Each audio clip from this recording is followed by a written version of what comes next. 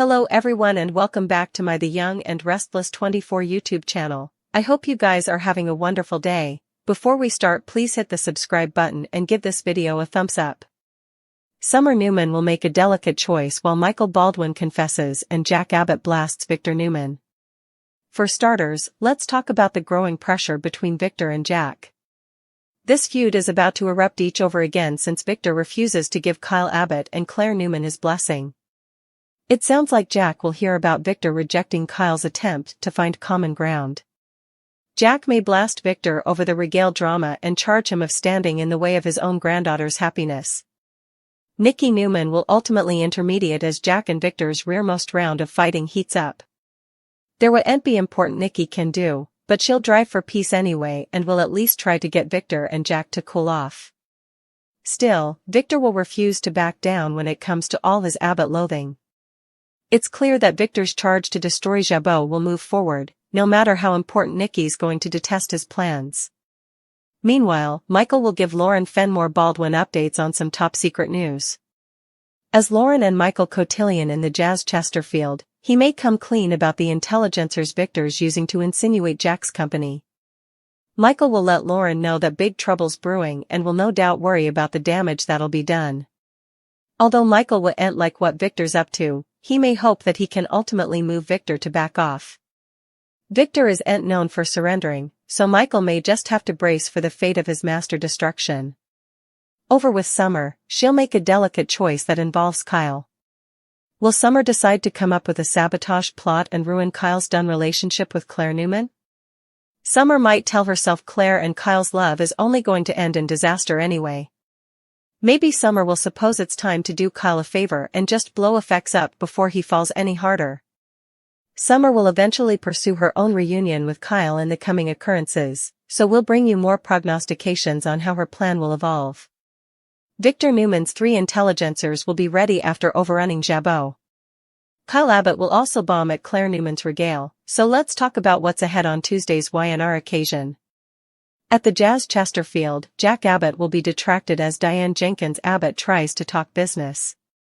Although Jack will have moping enterprises about the Abbott man's refresh, Diane will eventually get his mind off his worries upstairs in bed. At Society, Kyle will impinge into Summer Newman and offer updates on Claire cataloging their regale with for tonight. Summer will find out Nikki Newman is coming and will suggest it seems like a big deal. Summer won't suppose Victor's going to change his mind about offering his blessing, so she'll voice some fears to Daniel Romalotti Jr. soon after. Although Summer will feel like Kyle's just going to end up miserable, Daniel will wonder if she's jealous and will admit she's giving him Phyllis Summers vibes right now. Summer will deny any covetousness and argue that she's substantially concerned for Harrison Abbott, who's an intuitive sprat and will pick up on any pressure that happens. Daniel won't suppose Kyle's going to break up with Claire just because Summer or Victor say so. Summer will understand that and fret over how complicated effects are going to get. At the Newman estate, Victor will admit evidence from Michael Baldwin that they've got 3 intelligencers bedded at Jabot. Michael will note that these intelligencers are awaiting orders and will admit Glissade was the perfect Trojan steed to get them in. Although Michael will have reservations about the coming phase of Victor's plan, Victor will maintain that Jack is going down via Jabot. In the end, Michael will agree to find out Jabot's forthcoming product plans and report back with the rearmost news. Subsequently, Claire will get consolation that Victor is still coming to the regale they talked about, but she'll stopgap he won't calf. Kyle too hard. At Society latterly, Summer will light as Kyle joins Claire and Victor at their table. Kyle will try to make small talk about the menu specials while they stay for Nikki's appearance. Still, Victor will want to cut the chat and get to the point. After Victor makes it clear that Kyle's family is the problem, then Claire will pipe up and contend her grandpa's being illegal. Although Victor will make a vaticination about another Abbott clan implosion, Kyle will contend they're stronger than ever. After Kyle admits he's going to continue his relationship with Claire anyhow, he'll admit that he'd authentically like Victor's blessing. Once Kyle asks if there's commodity he can say or do to negotiate that thing, Victor will give him a hard no on that.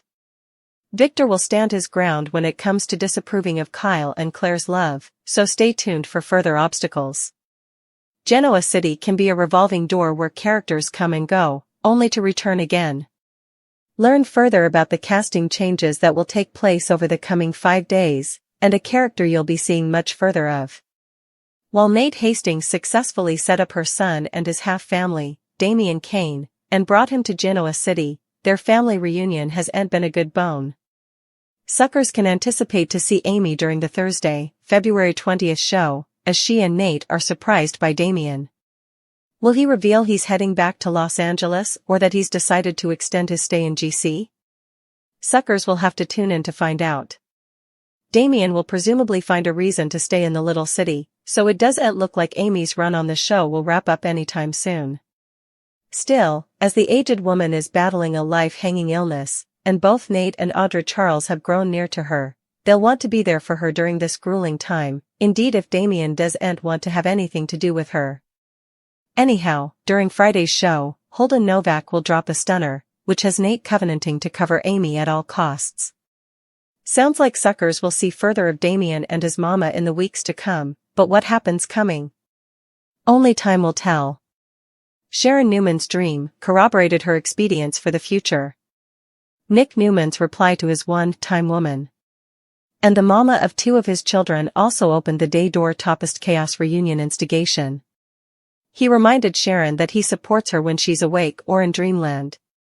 Ian Ward's plan to frame and also kill Sharon is dead indeed, though observers know he isn't. Cleaner suckers are smart, so they know that plot had to end before any clear focus could be placed on Sharon's love life. Nick came through for Sharon big time, emphasizing her revived belief that he holds a special place in her life. All who've endured for this couple to eventually get back together know that a crossroads has been reached. Colleen Zank's fat performance ended when her character called Claire Newman's Baranka. Ignominious great Aunt Jordan's downing of poison tea proved to be the homestretch. Jordan blabbed on Ian before she failed, saying that he was the bone. Who killed Heather Stevens? Zank's notorious villain no longer threatened Sharon or any other Genoa City, Wisconsin, occupant. Everyone is relieved Jordan is gone, with all residers also believing that Ian decomposed inside the new Newman estate house. He didn't, but unless TPTB plans to produce another go-round with Ian, Wise's character wouldn't hang Sharon or anyone differently indefinitely. Crimson Lights is the setting where a veritably youthful Sharon Collins and a SORAS Nick were frequently seen. That was when they were in high academy and began dating. Times latterly, they married, and Ultima Teleco-owned GC's interpretation of Central Perk, with a fond wink to the coffeehouse setting used on the classic sitcom Musketeers. Nick and Sharon progressed from being musketeers to soulmates in fairly short order in the 1990s. Billy and Sally arrive at their place in Paris. They're stunned by how beautiful their lodgement are. Sally is so thankful Ashley let them stay at her apartment. Billy notes how accessible it's since she's presently in London for business. He loves his family, but is glad they're alone together. They get comfortable and bandy a bit about his recent business-grounded mischances and how his family presumably feels sorry for him. They agree to no longer focus on bad news and enjoy each other in this beautiful megacity. With that, they kiss.